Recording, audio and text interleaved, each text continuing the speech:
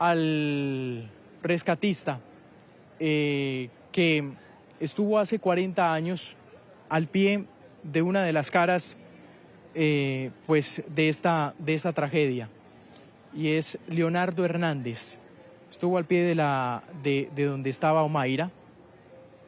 Omaira, que pues es una de las niñas recordadas precisamente, que al final no pudo ser rescatada y murió en el lugar donde fue enterrada. Pero Leonardo tiene, así como la historia de Omaira, historia de miles de rescates que pudo hacer aquí, pero también miles de historias de rescates que fueron imposibles. 40 años después, él es el coordinador para América Latina de emergencias de la Organización Panamericana de la Salud. Nos atiende a esta hora desde Washington. Señor Hernández, buenos días. Buenos días, Juan Camilo. Gracias por la invitación. Señor Hernández, escuchando esta narración, estamos aquí donde usted estaba hace 40 años en este sitio. ¿Qué recuerda, señor Hernández? ¿Cómo llega usted y le dicen tiene que irse a Armero porque hay un municipio que está bajo el lodo? Bueno, yo era parte en ese momento del grupo de rescate SAR de la Cruz Roja Seccional Cundinamarca y Bogotá, y nosotros estábamos preparados para apoyar en caso de una erupción del volcán Nevado del Ruiz, y estábamos durmiendo en la sede, y a las 5 de la mañana estuvimos en Catam para embarcarnos hacia Mariquita. Al principio éramos un grupo de 8 personas en ese primer vuelo, y nos íbamos a sumar al resto de voluntarios de la Cruz Roja de diferentes localidades para apoyar la emergencia. Llegamos primero a Mariquita y ahí esperamos helicópteros que venían con pacientes, y la pista de Mariquita estaba llena también de ceniza, y esos pacientes que venían en esos helicópteros eran prácticamente cubiertos de lodo, como esculturas humanas con fracturas, y el equipo del hospital de Mariquita estaba ahí, y lo único que pudimos hacer fue bajarlos del helicóptero y subirlos a las camillas y trasladarlos al hospital.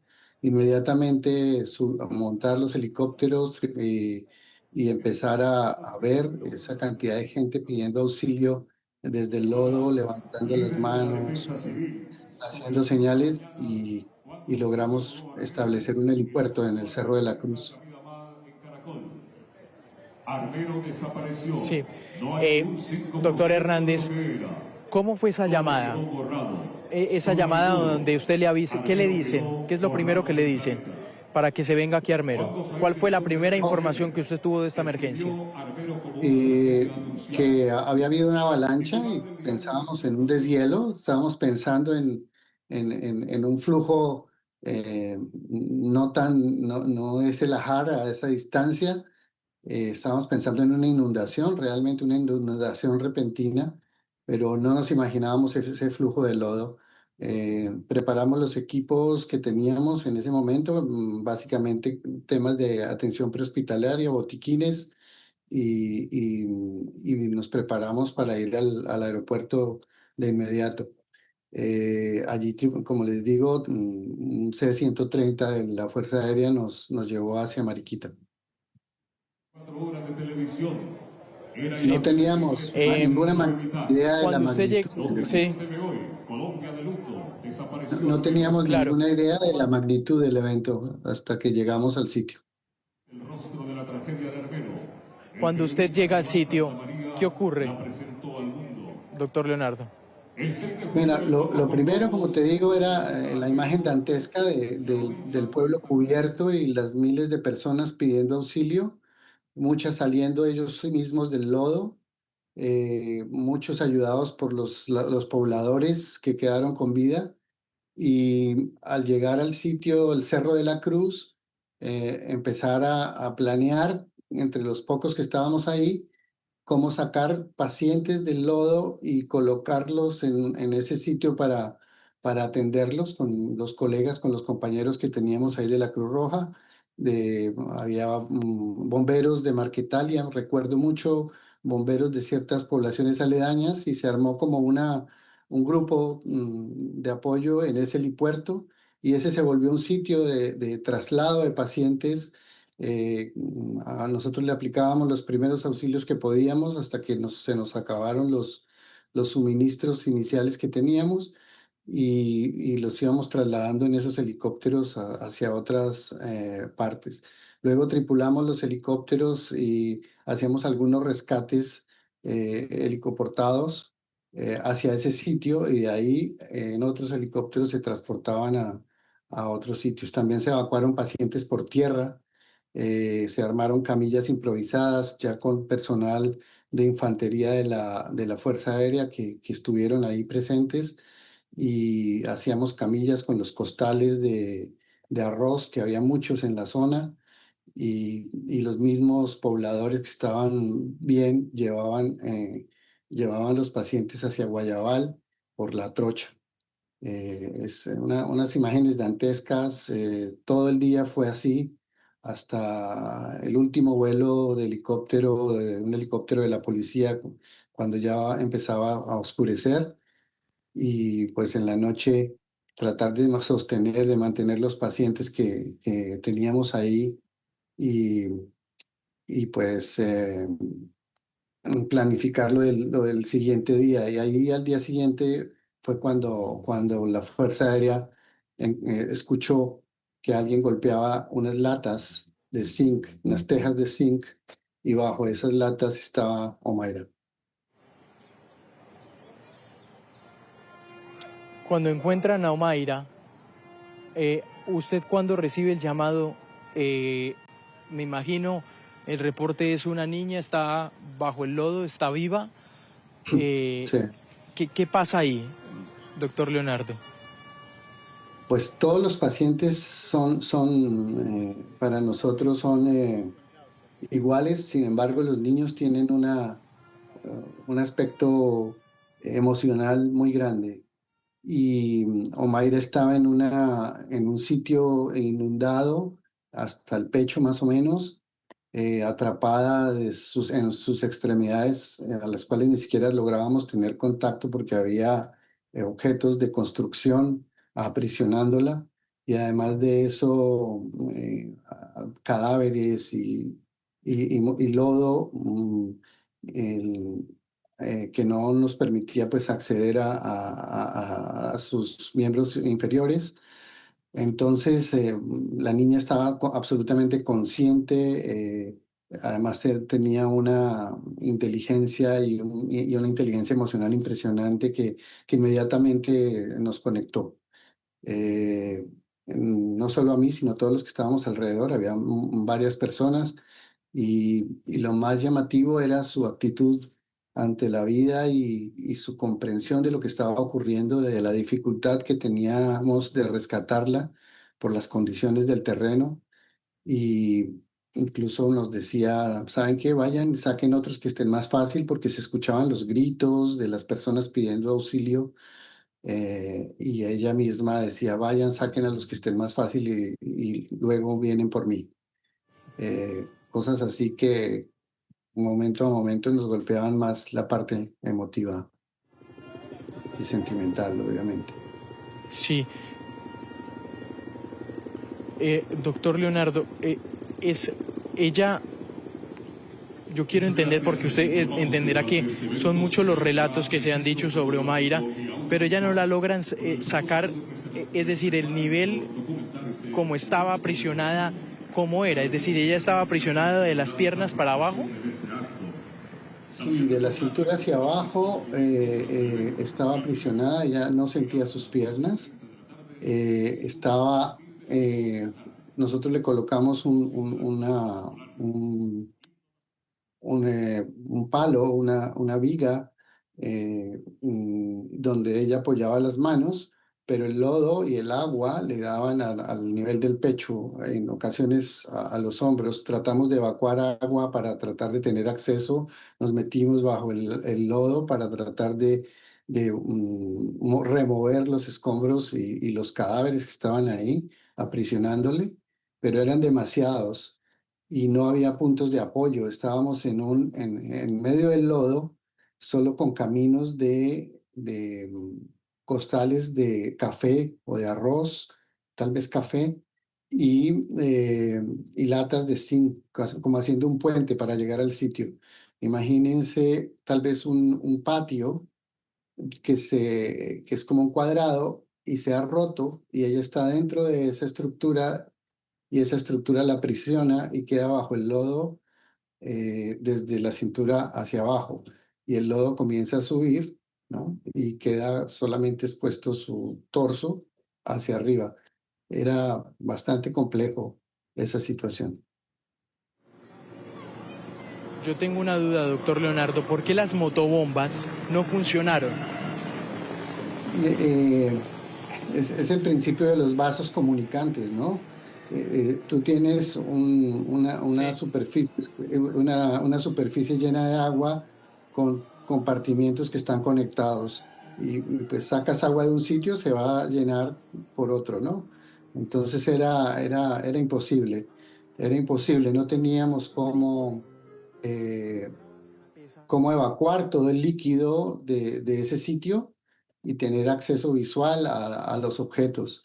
Tratamos de amarrarlos con helicópteros para jalarlos a ella misma, pero hubiéramos hecho daño. Entonces, una de las primeras principios que hay es no hacer daño y no quisimos lastimarla más de lo que ya estaba. Sí. Doctor Leonardo, em, esas frases que usted me dijo, la forma de comprender, Omaira, la situación que les decía vayan por otros, em, para cerrar el capítulo, Omaira, al final, porque usted es el último rescatista que estuvo con ella, ¿qué fue lo que pasó al final?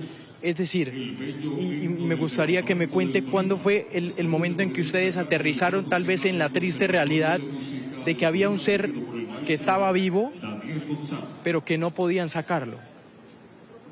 O sea, nosotros siempre guardamos las esperanzas de poder hacerlo. Nos fuimos rotando para no dejarla sola y con colegas de otras instituciones también. Nunca estuvo sola. eh, y nosotros hacíamos otros rescates y volvíamos y en la noche estábamos permanentemente con ella. Eso fue desde el jueves que la encontramos, se encontró en la mañana. Y el sábado fue cuando ya se colapsó. Ella empezó a tener ya problemas, seguramente producto del aplastamiento de sus miembros y el daño muscular que tenía, estaba edematizándose. En las fotos ustedes pueden ver el progreso del daño, seguro problemas renales y demás que pudo tener. Y, y nosotros fuimos viendo que era casi imposible sacarla con lo que teníamos en ese momento, hace 40 años, con las capacidades, el conocimiento y los equipos que había disponibles. No teníamos cómo evacuarla de allí. Sin embargo, guardábamos la esperanza de ganar tiempo. Ella hace un paro cardíaco, tratamos de reanimarla, eh, mm, pero desafortunadamente no sale de la reanimación y pues decidimos no continuarla. Eh, Posteriormente pues había más personas, en ese momento, ese sábado, había amenazas de nuevas erupciones y nuevas avalanchas, había mucha desinformación al respecto y había más pacientes atrapados en otros sitios que teníamos que tratar de sacar y que de hecho logramos sacarlos quedándonos ahí en la zona de Armero todo ese día sacando varios pacientes más. Eso le iba a preguntar, doctor Leonardo, además de Omaira, ¿qué otras historias a usted le impactaron? Es decir, ¿qué historias particulares de niños o de gente que usted también logró sacar le impactaron en medio de esa tragedia? Hubo otra persona que sacamos, una mujer de 22 años de edad, en esa tarde que estaba aprisionada, y creo que fue como el aliciente después de la frustración de no haber podido sacar a Mayra. Llegamos al sitio donde ella estaba, la logramos sacar, su piel se desprendía como si fuera un guante de las lesiones que tenía y estaba embarazada. Su esposo había fallecido ahí al lado de ella. Después de eso, ella misma nos decía que había sufrido dolores impresionantes, eh, y, y la logramos sacar con estos bomberos de Marquetalia, colegas míos de la Cruz Roja, del equipo de rescate, y la logramos evacuar llevándola por el lodo en una camilla improvisada y sacarla. Años después, porque no fue ahí, otro compañero que trabajaba en un programa en ese momento se llamaba de atención a personas con algún grado de discapacidad por secuelas de Armero, eh, nos presentó la historia de ella y había perdido sus dos piernas, pero había tenido su bebé. Y incluso la había bautizado con el nombre de mi colega. En este momento se me escapa desafortunadamente ya el nombre de él, pero bautizó con un nombre similar a la bebé. Y esos casos, pues como que dicen, dentro de tanta muerte, la vida renace. Y creo que es uno de los mensajes interesantes y que lo llenan a uno pues, de cierta satisfacción en medio de tanta tragedia. Usted, se me olvidó una pregunta, ¿usted ha podido hablar con María Leida? ¿Es la mamá de Omaira? ¿Usted alguna vez pudo hablar con ella? Intentamos hace unos años con Caracol precisamente hacer un contacto, pero por algún motivo no fue posible. No fue posible, pero no, nunca logré hablar con ella y desafortunadamente. Sí. Eh, Doctor Leonardo, 40 años después, hoy, ¿usted qué siente al ver que ya han pasado 40 años de la mayor catástrofe natural de nuestra historia? Pues Juan Camilo, yo he tratado o sea, Armero nos cambió la vida a muchos, en muchas maneras, seguramente a las personas víctimas, a los damnificados, seguramente les cambió la vida, algunos para bien, otros para mal. Pero en mi caso personal, yo he tratado o sea, me cambió la vida, me orientó profesionalmente, me hizo cambiar de vocación. Yo en ese momento estudiaba veterinaria en la Universidad Nacional y después decidí cambiar a medicina precisamente para tener un poco más de conocimientos relacionados con la salud pública y la atención de emergencias. Y me dediqué toda la vida a eso. Entonces, para mí ha sido una razón de vida, de tratar de ayudar a atender mejor las emergencias, a que los sistemas de salud tengan mejores capacidades y que toda la energía y la bondad de la gente tenga mayor conocimiento y mayores recursos para poder evitar que nos ocurran tragedias como esta, como la de Omaira, por ejemplo. Un aplauso gigante, por favor. Doctor Leonardo, le voy a mostrar una foto. Vamos a ver la imagen del tiempo. Es la imagen de Sí. Omaira en sus últimos minutos de vida. ¿Qué piensa cada vez que ve esta foto? El sentimiento de impotencia es enorme, la frustración de no haberla sacado, el dolor pero sobre todo la entereza de Omaira, la personalidad de esa niña, la madurez, la generosidad de una persona tan joven, un ser lindo de verdad. No es por halagar al que se fue, pero realmente era diferente y muchos de los periodistas que estuvieron ahí fueron testigos de eso. Era un ser especial. eh, mm, eh, Nos decía que fuéramos a descansar, eh, pedía alguna galleta para comer, o sea, no dejó de ser quien era en medio de esas circunstancias y con una capacidad impresionante de entender su entorno y su realidad. Eh, es impresionante eh, lo que uno pude captar de Omaira en esos momentos. Me parece una niña súper especial, un gran ejemplo del corazón y del el tesón de nuestra gente, de la gente de Armero.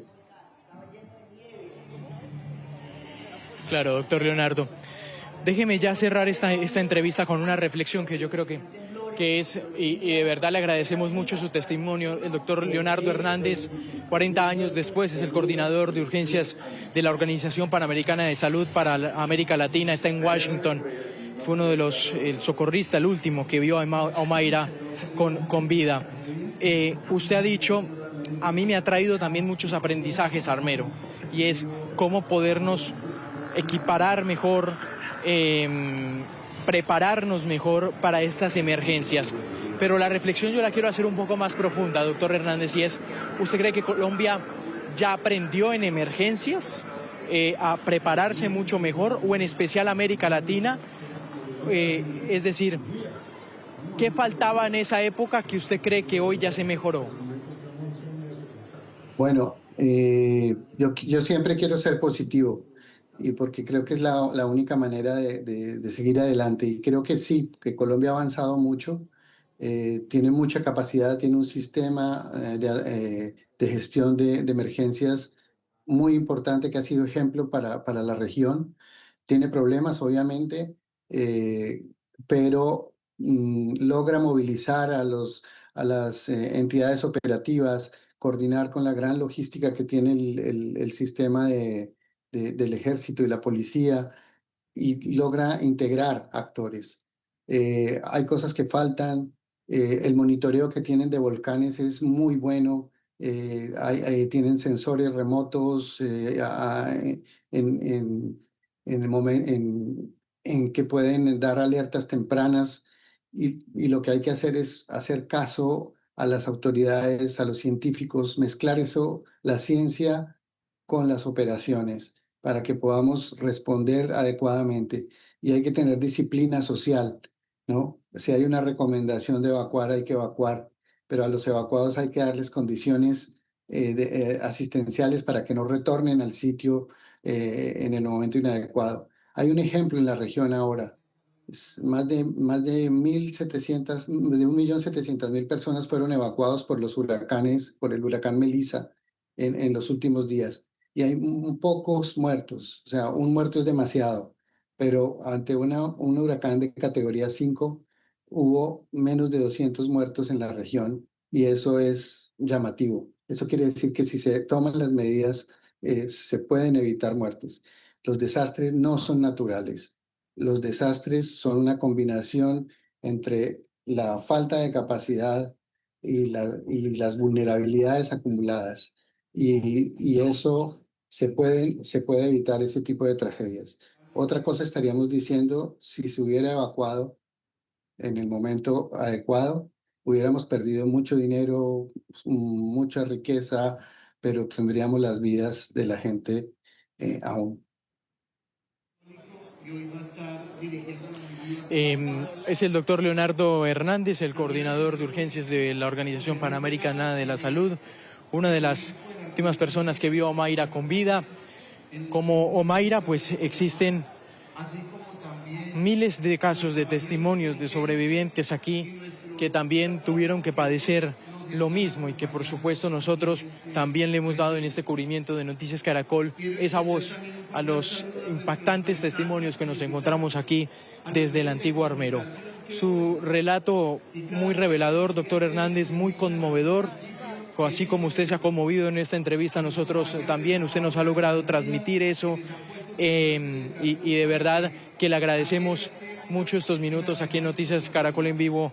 Usted que nos atiende desde Washington, nosotros aquí desde el Antiguo Armero. Ha sido usted muy amable. Gracias.